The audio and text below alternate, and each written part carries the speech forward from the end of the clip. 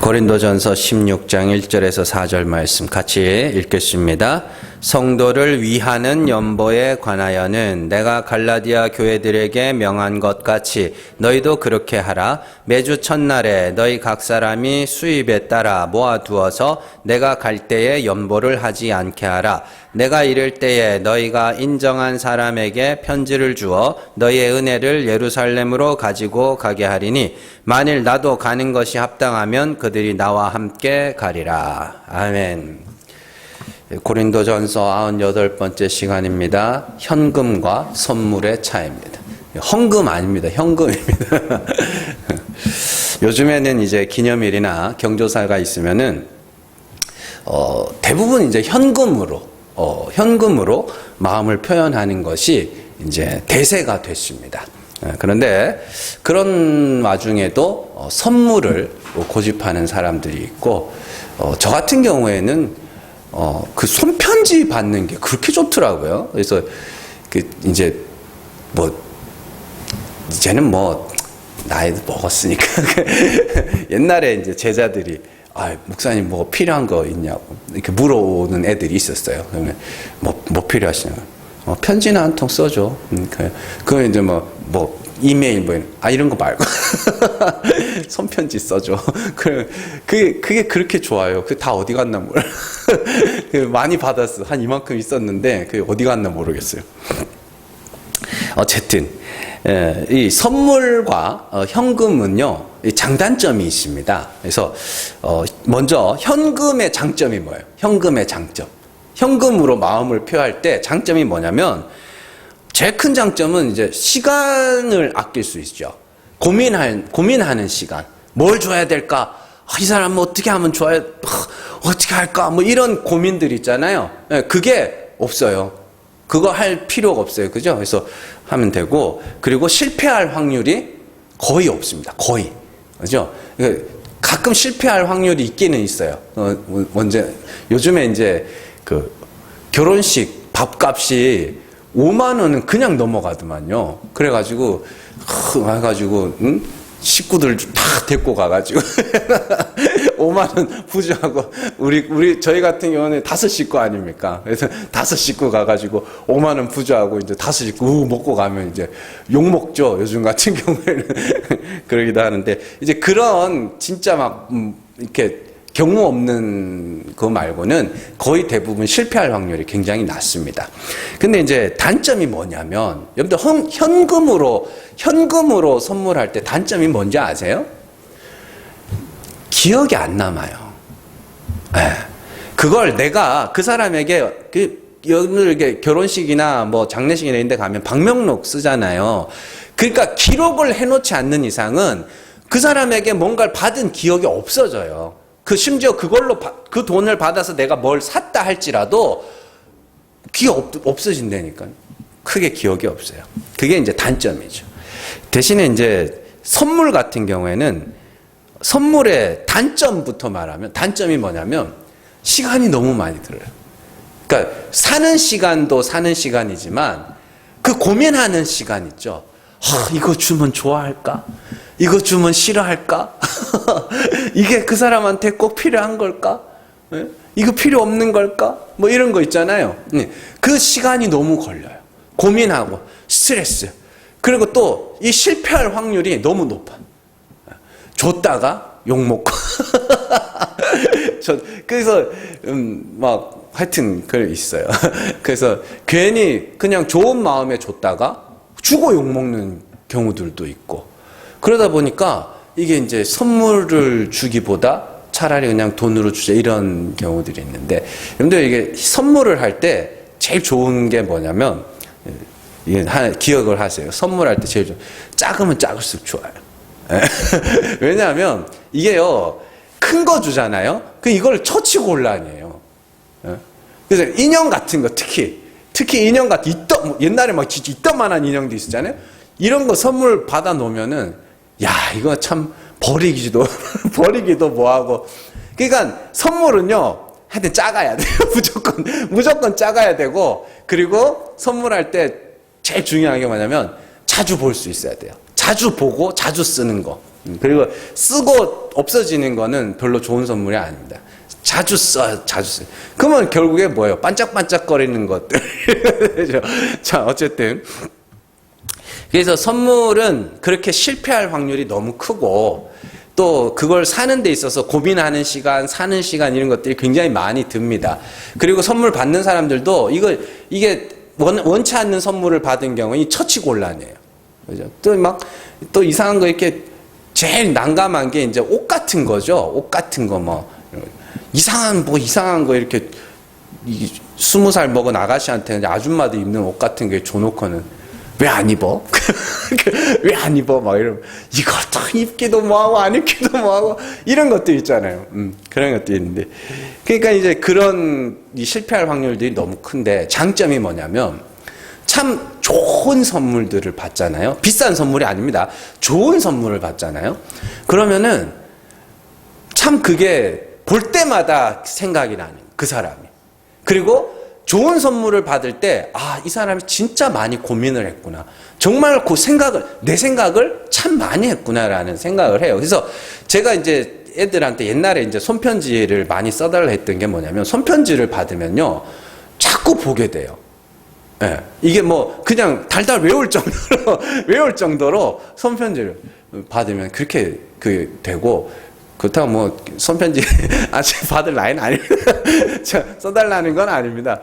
그리고 뭐 이렇게 그림 같은 거 있잖아요. 이렇게 자기를 생각하면서 이렇게 그림 그려주고 이런 것들도 참 좋은 선물들 중에 하나죠.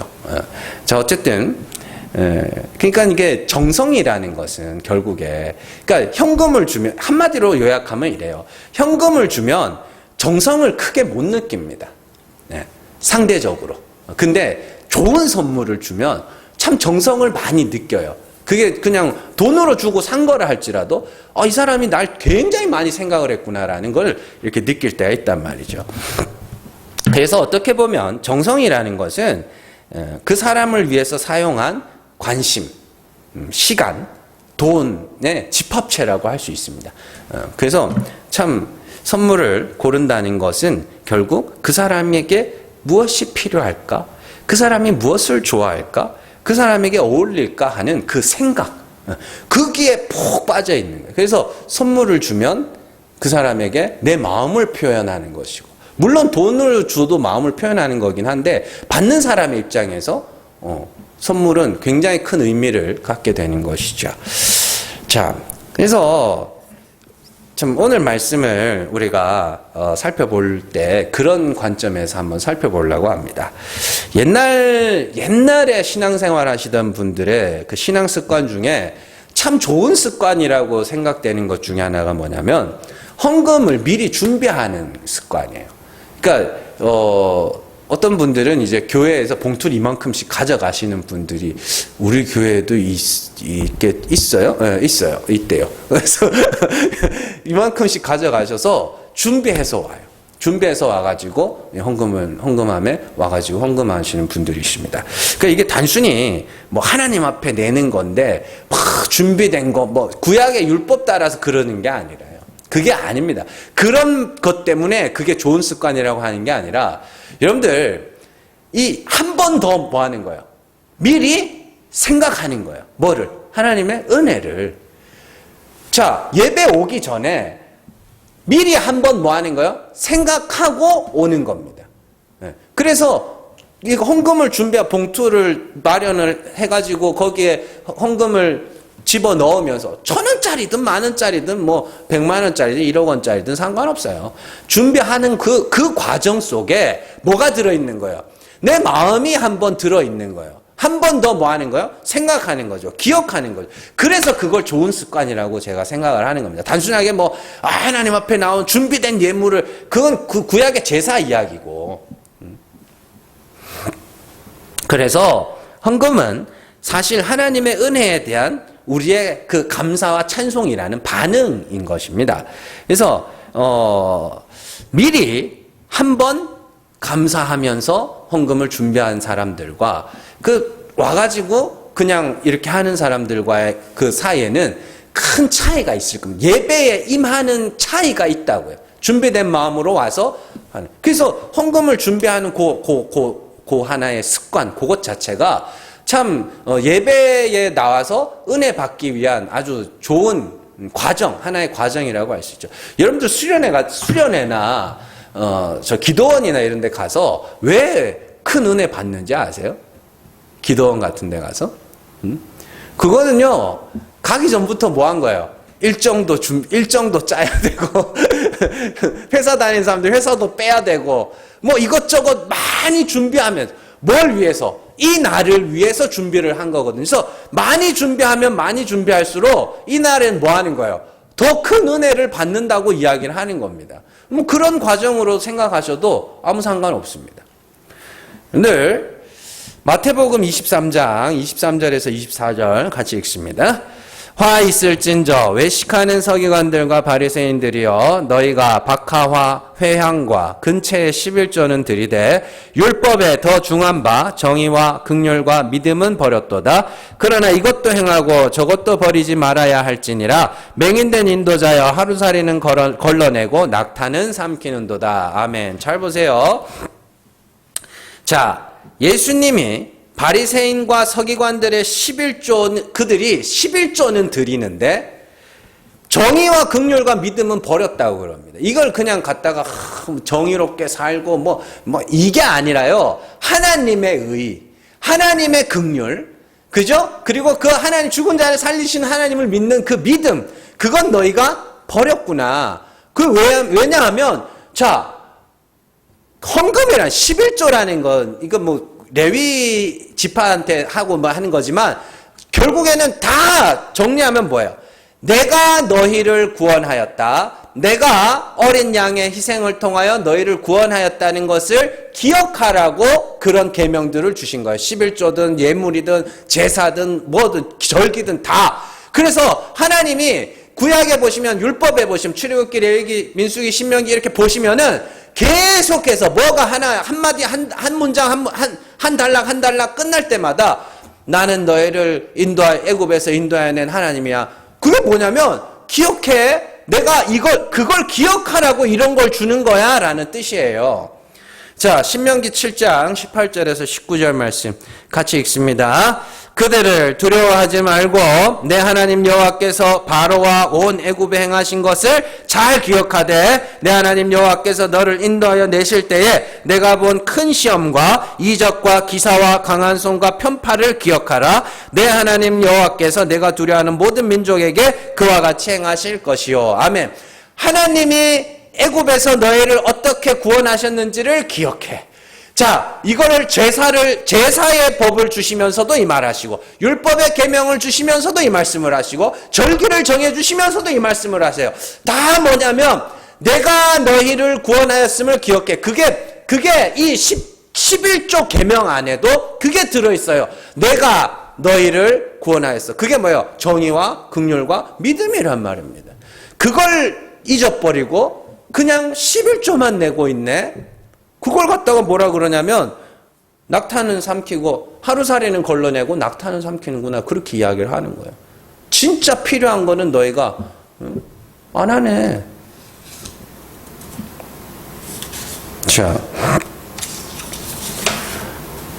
그러니까 이 말씀에도 하나님은 계속해서 기억해라. 나는 너희를 애굽에서 인도하여 낸 여호와다.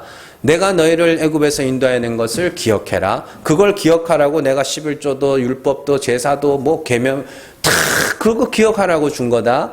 그랬는데 기억은 안 하고 11조만 하고 앉았는 거예요. 그건 신약의 말씀에서도 계속됩니다. 예수님께서 주신 성찬 예식 역시 뭐예요? 그의 죽으심을 기억하는 겁니다. 긴 염이 아니에요. 긴 염과 기억은 완전히 다른 겁니다. 기억하는 겁니다. 그가 죽어 내가 살았구나. 예, 우리가 예배, 성찬 모든 것이 하나님이 그 아들을 통하여 보여주신 그 사랑으로 말미암아 내가 죄사함 받고 하나님의 의롭다함을 받고 하나님의 아들로 택하심을 받았구나. 그걸 기억하는 거예요. 그리고 그걸 기억함에 있어서 뭐가 필요해요? 헌금이 뭐예요? 그걸 기억하는 수단입니다. 그러면 준비된 헌금이라는 건 결국에 뭐예요? 내가 그리스도로 말미암아 살게 되었다는 그걸 한 번 더 기억하는 거죠. 예, 그래서 한 번 기억하고 그걸 감사하고 찬송하는 예배에 나오는 사람. 그게 준비된 예배, 뭐 이렇게 말할 수 있는 것이죠. 참.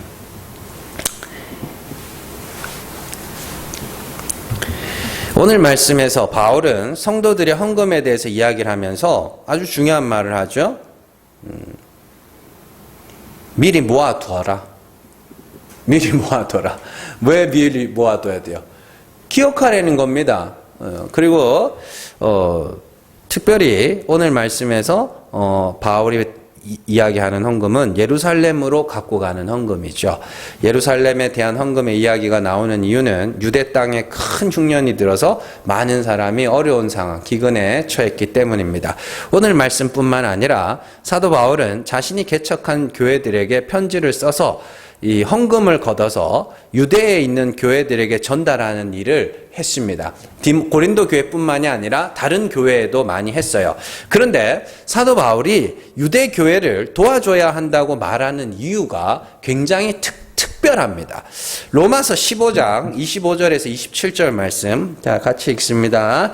그러나 이제는 내가 성도를 섬기는 일로 예루살렘에 가노니 이는 마게도냐와 아가야 사람들이 예루살렘 성도 중 가난한 자들을 위하여 기쁘게 얼마를 연보하였음이라. 저희가 기뻐서 하였거니와 또한 저희는 그들에게 빚진 자니 만일 이방인들이 그들의 영적인 것을 나눠 가졌으면 육적인 것으로 그들을 섬기는 것이 마땅하니라. 아멘. 자, 단순하게 예루살렘 교회가 어려우니까 우리가 십시일반으로 돈을 내가지고 그 사람들을 도와주자, 이게 아니에요. 그게 아니죠. 영적인 것을 나눠 가졌으면 육적인 것으로 그들을 섬기는 것이 당연하다, 이렇게 이야기를 합니다. 자, 그리고 그 앞에 붙어 있는 말이 뭐예요? 저희는 그들에게 빚진 자야. 그러면은 마게도냐 교회나 아가야 있는 교회나 로마 교회나 고린도 교회나 이 이방인 교회들이 그 사람들한테 뭘 영적으로 빚졌는데요?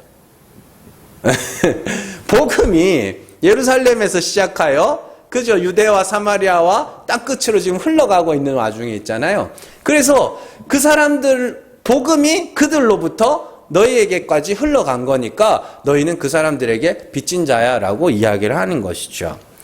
자, 그래서 복음이 처음 시작된 예루살렘 교회를 도와줘야 된다, 이렇게 이야기를 하는 겁니다. 바울이 이런 이야기를 하는 근간에는 아주 중요한 두 가지 사실이 자리 잡고 있습니다.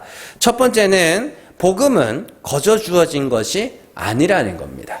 복음이 어떻게 성도들에게까지 흘러갔는지를 생각해 보면 어렵지 않게 이 말씀을 이해할 수 있습니다. 하나님께서 사도들을 세우시고 사도들을 통하여 복음이 성도들에게로 흘러가고 성도들을 통하여 또 다른 성도들에게로 흘러가는 그 복음의 흐름, 그거를 기억을 해야 됩니다.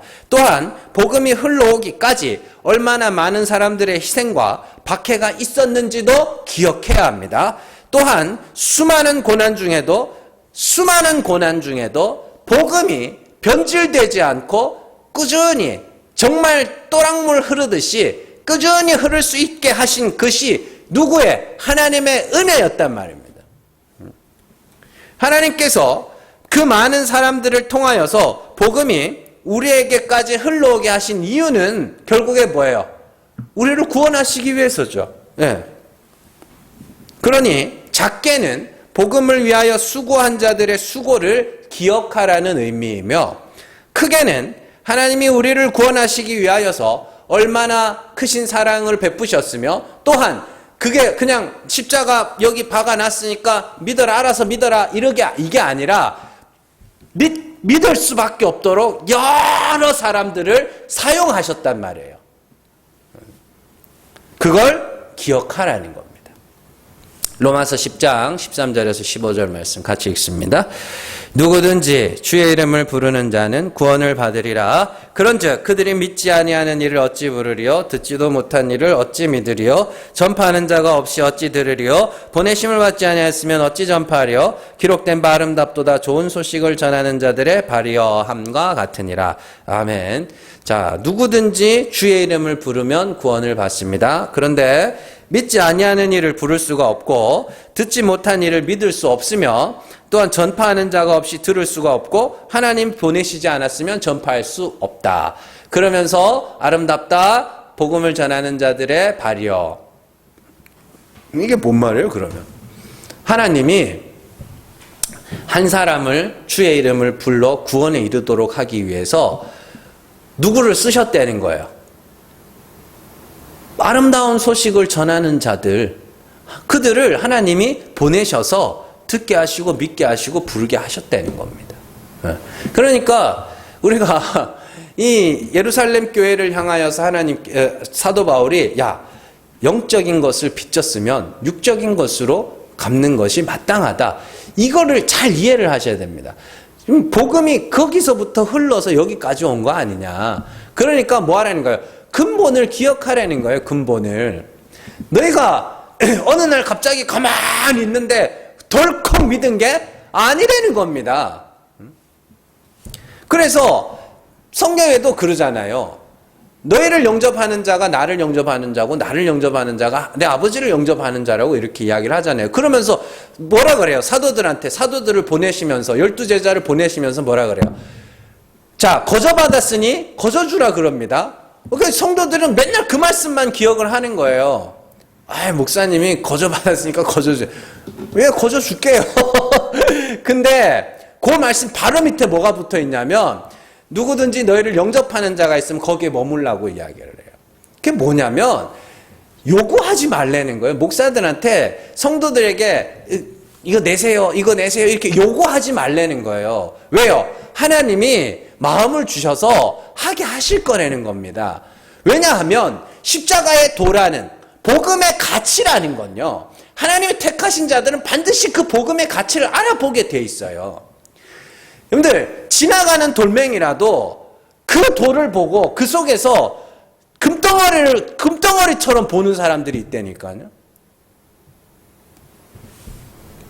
그렇잖아요.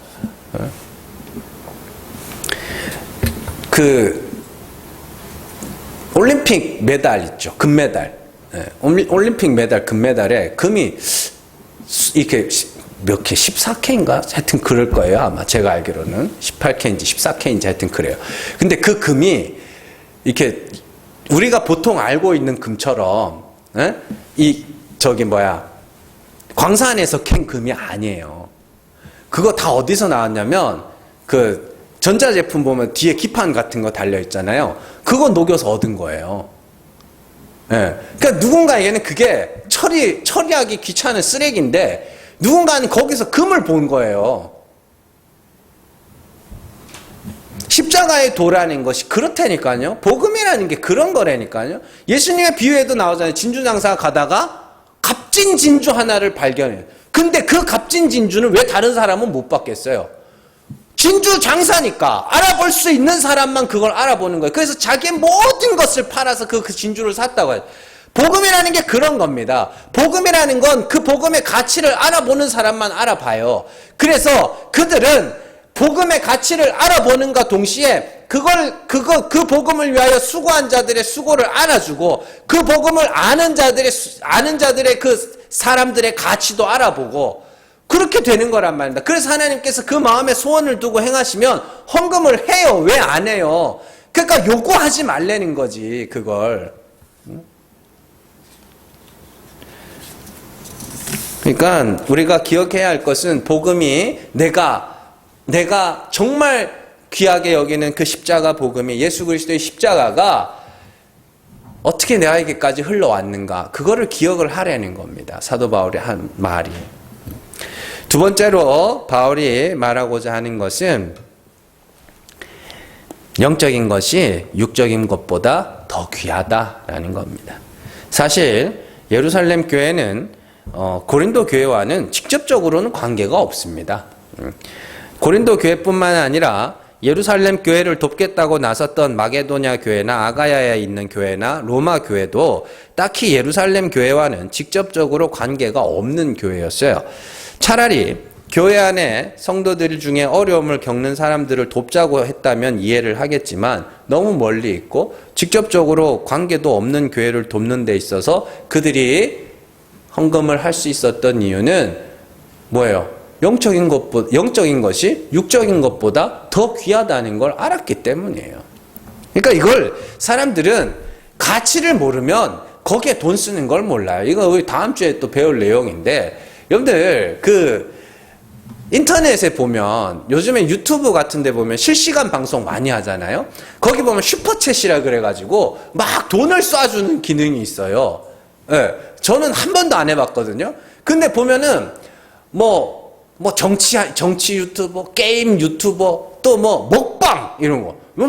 아니 너무 먹는데 돈을 왜 쏴주는지 모르겠는데 하여튼 먹방, 요리 유튜버, 무슨 유튜버 되게 많아요. 근데 보면은 막 돈을 쏴줘요. 그걸 이렇게 실시간 방송 이렇게 한 번씩 들어가 보면 누구님 얼마 줬다고, 그거 감사하다고. 그래서 얼마 전에 이제 되게 유명한 방송인이죠. 그 사람이 이제 방송을 하는데 하루에 1억 얼마를 받은 거예요. 그래가지고 전 세계에서 기록을 제일 많이 받았다고. 그게 뭐라고. 왜냐하면 그 가치를 아는 사람은 거기에 돈 쓰는 게 안 아까운 거예요.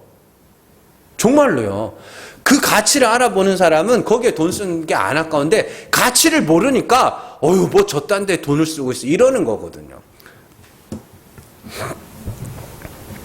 여러분들, 헌금이라는 것은 얼마를 내느냐가 중요한 게 아닙니다. 헌금이라는 것 자체가 영적인 것이 육적인 것보다 더 귀하다는 것을 인정하는 그런 하나의 행위입니다. 하나님의 은혜를 알고 십자가의 가치를 아는 이들이 헌금을 통하여 이 땅에서 필요한 육적인 것보다 그 영원한 하나님 나라에 들어가게 하는 영적인 것이 더 귀하다는 것을 증명하는 것이죠. 자, 고린도후서 9장 7절에서 8절 말씀 같이 읽습니다. 각각 그 마음에 정한 대로 할 것이요 인색함으로나 억지로 하지 말지니 하나님은 즐겨내는 자를 사랑하시느니라. 하나님이 능히 모든 은혜를 너희에게 넘치게 하시나니 이는 너희로 모든 일에 항상 모든 것에 넉넉하여 모든 착한 일을 넘치게 하게 하려 하심이라. 아멘. 자, 사도 바울은 헌금을 내는 자들에게 어떻게 하라 그래요? 마음에 정한 대로 하라 이렇게 되어 있습니다. 이것은 하나님이 주시는 마음이 있다는 겁니다. 분명히 있다는 겁니다. 이게 단순하게 하고 싶은 대로 해. 내기 싫으면 안 내도 돼. 단순히 그런 이야기가 아니라 마음에 정한 대로 하라는 거는요. 내가 마음을 주겠다는 뜻이에요. 그 하나님이 주신 마음을 8절에 보면 뭐라 그래요? 하나님이 능히 모든 은혜를 너희에게 넘치게 하시나니. 이해되세요? 그게 하나님이 주신 마음이에요. 은혜가 너희 안에 넘치게 될 때 너희는 그 복음, 그 십자가의 가치를 알아보게 될 것이고 그래서 정한 대로 하게 될 거야. 그러면 뭐 하게 돼요? 즐겨내게 되는 겁니다. 기쁨으로 내게 되는 거죠. 자, 그래서 참 영적인 것의 가치를 모르고 헌금을 하는 사람들은 참 그게 헌금이 아니라 사실은 돈을 내는 겁니다. 근데 돈을 내는 것과 헌금을 내는 것의 차이가 뭐냐면 돈을 내는 사람은요, 그에 대한 대가를 요구합니다. 차라리 하나님 앞에 하나님 내가 100만 원 줬으니까 1000만 원 주세요. 차라리 이 사람들은 나아요. 차라리 낫다고요, 그 사람들은. 근데 그걸 사람에게 요구하여 냈으니까 뭐 하는 거예요? 알아달라는 거예요. 직분 달라는 거예요. 그게 더 나쁜 거예요. 그게 진짜 차라리, 아니, 정말로 차라리 하나님 앞에, 하나님, 내가 헌금 100만 원 냈어요. 그러니까, 하나님, 수년 내에 이거 뻥튀기 해주세요.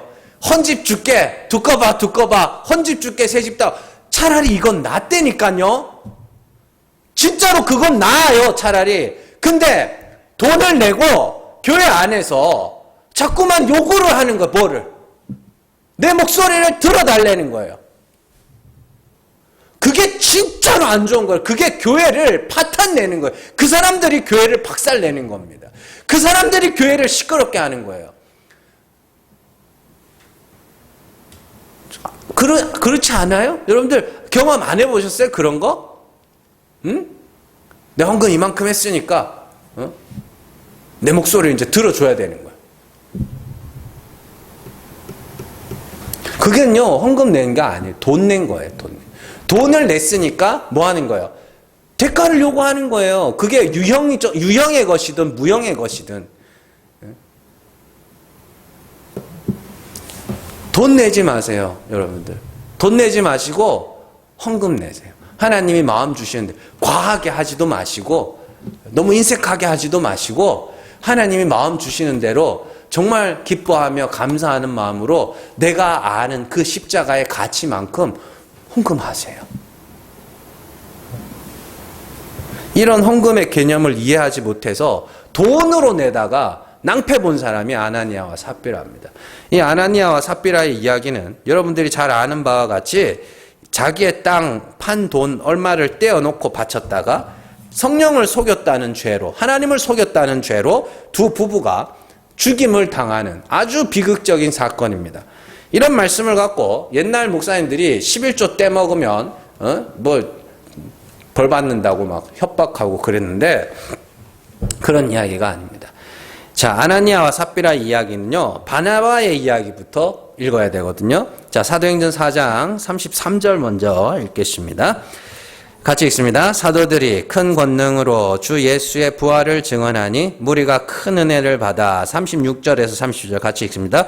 구브로에서 난 레위족 사람이 있으니 이름은 요셉이라 사도들이 일컬어 바나바라 번역하면 위로의 아들이라 하니 그가 밭이 있음에 팔아 그 값을 가지고 사도들의 발 앞에 두니라. 아멘. 예루살렘 교회에서 일어났던 일입니다. 자, 사람들이 자기 재산을 팔아서 사도들의 발 앞에 두고 사도들은 그 재산을 동일하게 분배함으로써 예루살렘 교회 안에 가난한 자가 없었다라는 겁니다. 이건 모든 교회가 그렇게 해야 된다라는 표준을 제시하는 게 아니에요. 이게요, 신명기에 보면 그런 말씀이 나옵니다. 내 모든 계명을 지켜 행하면 너희 중에 가난한 자가 없을 것이라는 말씀이 나와요. 그리고 그 말씀이 어떻게 성취가 돼요? 세례를 받죠. 세례가 뭐예요?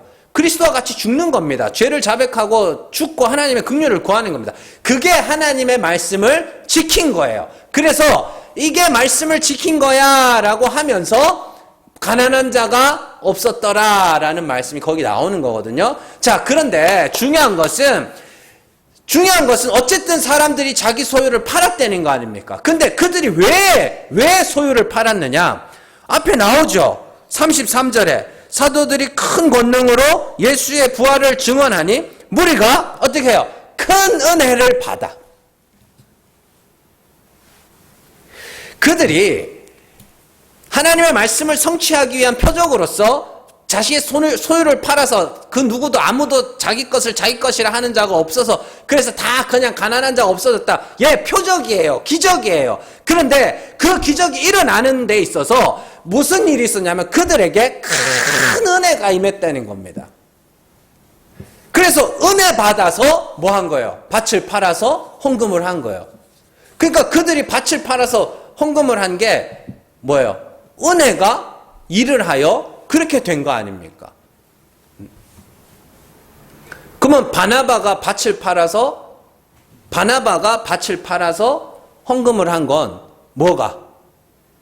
그가 큰 은혜를 받았기 때문이에요. 그런데 잘 보시면 36절에 보시면 자, 구브로에서 난 레위족 사람이 있으니 이름은 요셉이라. 바나바의 원래 이름은 요셉입니다. 그런데 사도들이 일컬어 바나바라 번역하면 위로의 아들이라 이렇게 되죠. 자, 바나바에게 뭘 줬어요? 사도들이 이름을 줬어요. 아나니아와 삽비라는 그겁니다. 자, 바나바는 은혜로 큰 은혜를 받아 헌금을 했어요. 근데 아나니아와 삽비라는 뭐 한 거예요? 거래를 하는 거예요. 그래서 베드로가 뭐라 그러냐면 요 말씀 뒤에 보면 베드로가 뭐라 그러냐면 야, 밭을 팔아서 네 재산을 네 마음대로 할 수 없었냐? 아니, 다 드리고 싶으면 다 드릴 수도 있고 얼마 떼놓고 드렸으면 드렸다고 할 수 있을 거 아니냐. 그런데 왜 그걸 얼마 떼놓고는 드려놓고 다 드렸다고 그렇게 이야기를 하냐. 그렇게 이야기가 연결이 되는 거예요. 뭘 원했던 거예요? 사도들의 이름을 원했던 거예요. 사도들이 바나바를 이름을 위로의 아들이라고 붙여주니까 그게 원했던 거예요, 그걸. 그래서 뭐 하는 거예요? 하나님을 속였다고 이야기를 하는 거예요. 은혜로 밭을 팔은 헌금을 한 사람과 뭐예요? 거래를 하는 거예요. 뭔가를. 그거 하지 말라는 겁니다.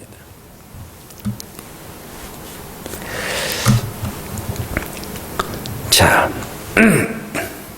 여러분들 차라리 헌집 줄게 새집 다오 하는 사람은 하나님께 바라는 게 있으니까 그 사람은 차라리 낫다고 말씀드렸습니다. 교회를 시끄럽게 하고 교회에 분란을 일으키고 교회 안에서 정말 진짜 대부분 그거예요. 돈 낸 사람들이. 돈 내놓고 뭐 하는 거예요? 그에 상응하는 대가를 요구하는 것이죠. 예. 잘 기억하세요. 영적인 것이 육적인 것보다 더 귀합니다. 그래서 큰 것을 받아서 감사해서 내는 거예요. 구원의 은혜, 천국의 소망, 이것이 꼭 회복되셔야 됩니다. 그래야 감사로 즐겨낼 수 있는 겁니다. 그리스도의 십자가의 가치를 여러분들이 알아가셔야 됩니다. 그래야 헌금이 아깝지 않은 헌금이 말 그대로 진짜 헌금을 드릴 수 있게 되는 겁니다. 그러면 즐겨내는 헌금, 즐겨내는 봉사, 또 전도 역시도 마찬가지로 즐겨 할 수 있게 되는 것이죠.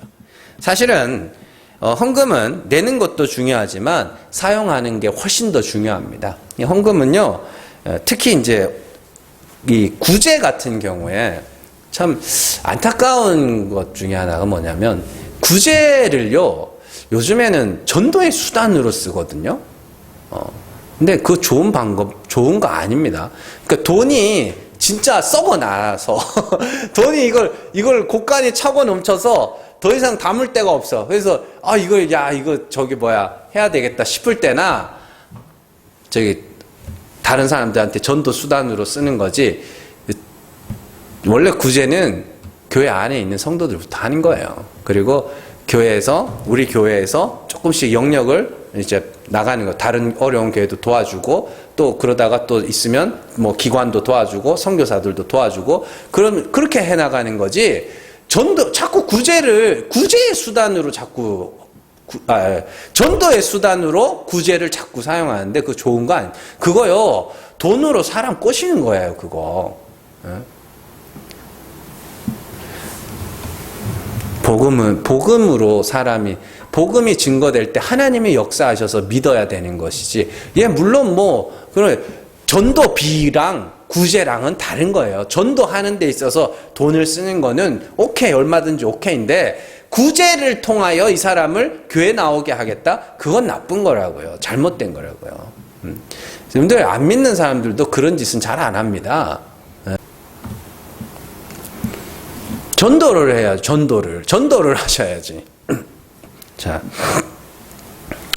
여러분들 헌금은요 돈 문제가 아니라 헌금은 우리 신앙과 관련된 문제입니다. 정말로 은혜를 회복하시고 십자가의 가치를, 복음의 가치를 여러분들이 회복하셔야 됩니다. 그리고 천국의 소망도 회복하셔야 됩니다. 어떻게 회복해요? 내가 죄인임을 배워가면 됩니다. 내가 죄인임을 기억하면 됩니다. 자, 하나님께서 율법을 이스라엘 백성들에게 주시면서 왜 기억하라 그랬겠어? 내가 너희를 구원하였다는 걸 왜 기억하라 그랬겠어? 율법을 주시면서. 너희가 구원 얻은 게 아니라는 걸 가르쳐 주기 위해서 율법을 주신 거예요. 그럼 우리도 마찬가지입니다. 십자가의 가치를 알려면 내가 내 죄를 기억해야 됩니다. 사함 받았다니까요. 사함 받았는데 뭐 하는 거예요? 기억함으로써 뭐 하는 거예요? 그 앞에서 그것이 얼마나 귀한 것인지, 그것이 얼마나 가치 있는 것인지를 배워가는 겁니다. 알아가는 겁니다. 여러분들 잘 기억하시고 여러분들 안에 은혜가 충만하여서 하나님 앞에 드리는 헌금, 또 헌신, 봉사, 전도, 또 예배까지 그 모든 것들 중에 어느 것 하나 아까운 것 없이 기쁨으로 감사함으로 모든 것을 감당할 수 있는 저 여러분들 되시기를 주님의 이름으로 축원합니다. 기도하겠습니다.